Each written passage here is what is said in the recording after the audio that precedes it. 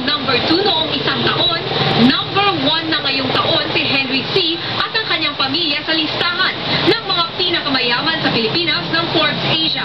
Si C. ang may-ari ng SM Malls, Banco de Oro at China Bank. Meron naman silang net worth na $3.1 billion o 145.7 billion pesos. Pangalawa sa listahan si Lucio Tan na may net worth na $1.5 billion.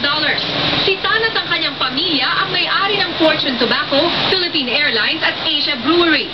Mula number 1, bumagsak sa number 3 ang may-ari ng Greenbelt, BPI, Manila Water at Ayala Land na si Jaime Zobel de Ayala at kanyang pamilya.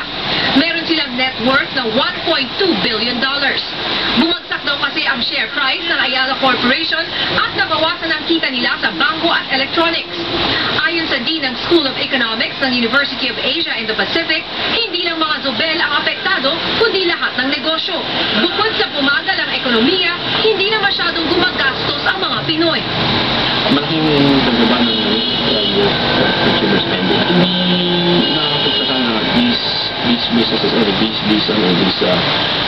people who business suffer.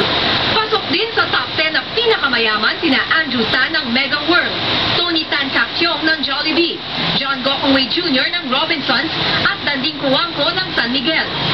Mula number 5 nung isang taon, number 11 ngayon ang pinakamayaman na politiko na si Senator Manny Villar. Meron siyang net worth na $425 million dahil sa kanyang negosyo sa real estate.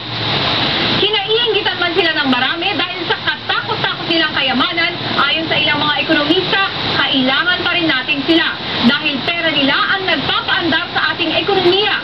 Mas maraming negosyo, mas maraming trabaho. Niña Corpus, patron ng Pilipino.